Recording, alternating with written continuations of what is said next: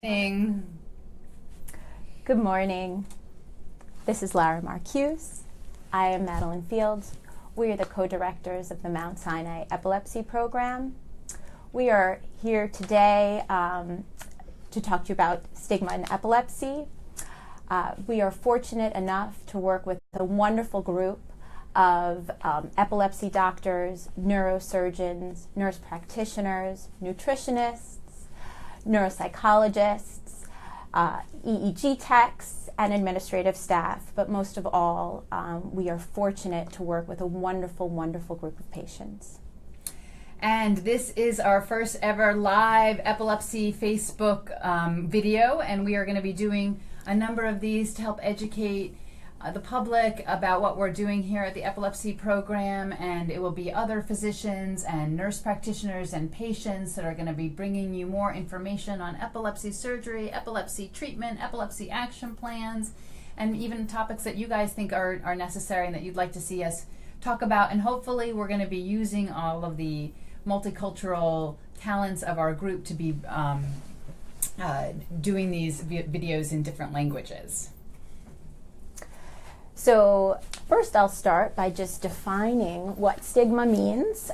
So stigma, as defined by the Oxford English Dictionary, is a mark of a disgrace associated with a particular circumstance, quality, or person.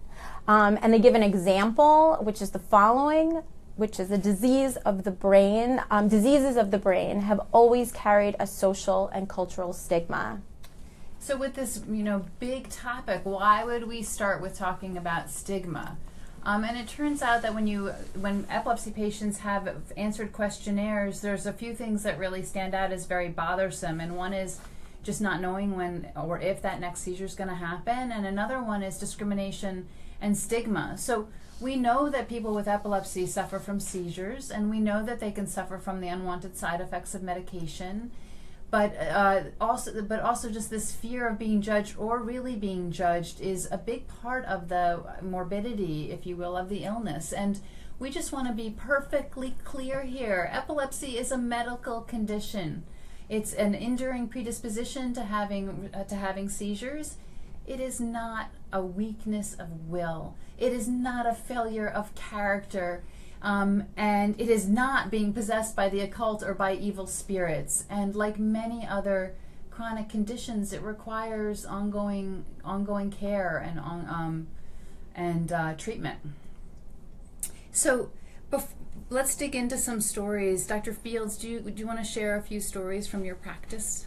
I would love to. So I have two stories that stick out in particular to today's talk. So the first is a woman in her 30s who has rare generalized tonic-clonic seizures.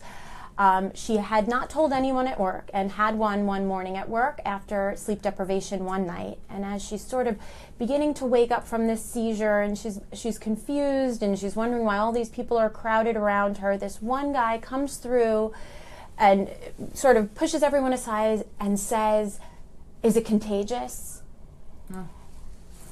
And I mean, at that moment, my heart just cracked, just feeling for her and the sadness and knowing how afraid and confused she was in that moment. And also really for that other person and the lack of knowledge and the fear that they would have in that situation is overwhelming.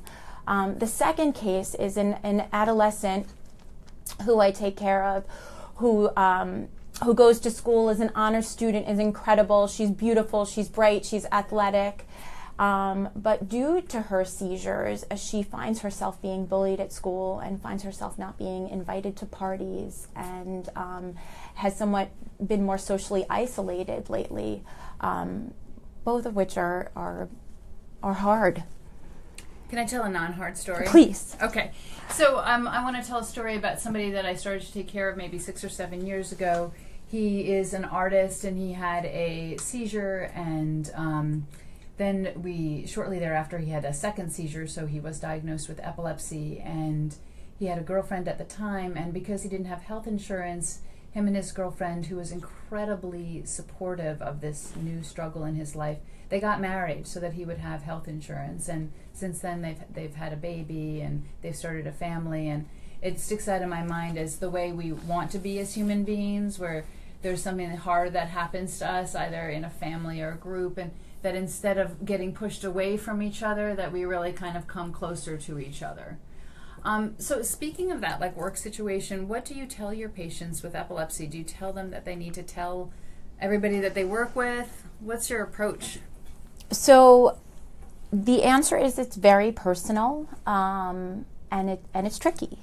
There are some instances where people have to tell their employers, and those instances include where they operate a motor vehicle, where they drive for a living, taxi drivers, Uber drivers, and truck drivers. So New York state law is that you can't drive for a year after a single seizure. So they have to tell their employer. In other situations, and we take care of various professionals, I think it's very personal. But we're here to help you gauge that conversation and talk you through it if and when the time is right.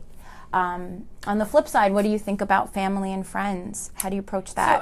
So I really agree with you that people are different. Some people are more private than other people, but I really encourage people to develop an inner circle of people that they trust and people that they talk to about these things that they feel vulnerable with. So while I respect people's kind of private approaches, I think isolation isn't really very healthy for us. It's not very healthy for any medical condition, and it's probably not very healthy for us without medical conditions. Like, we need each other. So if there's barriers to communicating with family, I kind of want to really talk that through and see what's going on. And maybe it's not going to be, your mother that you talk to. Maybe it's going to have to be a friend or somebody else. But we really do want to develop a circle that's kind of in on our struggles. One of the things that I think about is that it's really hard on people to have to educate everyone around them about epilepsy. Like, if I got a condition, I don't want to have to all of a sudden have to educate the world about my condition. Like, that's not, maybe I'm a banker. That's not interesting to me. Epilepsy is interesting to me, but it might not be interesting to somebody with epilepsy. And it shouldn't be your job if Right. you're not an epilepsy doctor. And that's where we can also help out. And we have gone into schools, albeit elementary schools or high schools, and talk to administrators and nurses in the school about that particular child in the school, or about and always about epilepsy in general. Those trainings are so important for us as practitioners and for the child at that school and for the people that supervise that child. We know that ignorance and stigma are best friends. They go hand in hand. So the more that we can do to educate people, the better off everyone is.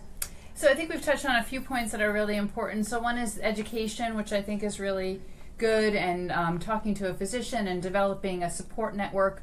But there's another element that we haven't touched on that I think also helps with those feelings of discrimination and stigma, which is talking to other people that have epilepsy, because I think people that share our experience are in a unique position to empathize and to also provide us with support that we can't get anywhere else. So in our practice, we informally will kind of connect people with epilepsy to other people with epilepsy to talk on the phone or to meet, particularly before a procedure that feels really stressful, like before epilepsy surgery, so they can get some information. But more and more, we're really trying to develop forums for people with epilepsy to talk with other people with epilepsy. One of these forums is Mad Counterpain, which was designed for people with multiple sclerosis, but it's really a story-sharing forum. And I think there's incredible bravery in sharing your story, and there's also incredible therapeutic value for other people when they hear your story. So I think humans are really, we're kind of narrative-based creatures, and it can be really healing and helpful, and it's something that we want to do more and more of here at Mount Sinai.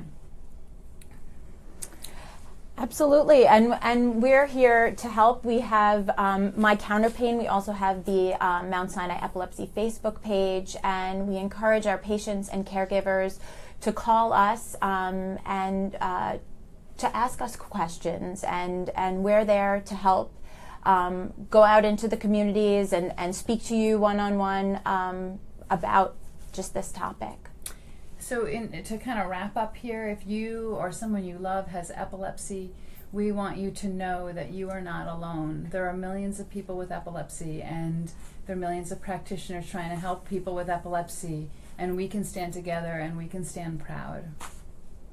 And in the future talks, we'll discuss other options that are available. We're going to talk, there are over 20 medications available. We're going to be discussing epilepsy surgery, laser ablation, RNS, VNS, stereo EEG. All these other topics are going to be discussed in the talks to come, and just that education and this feeling like you have options and like you're never going to give up.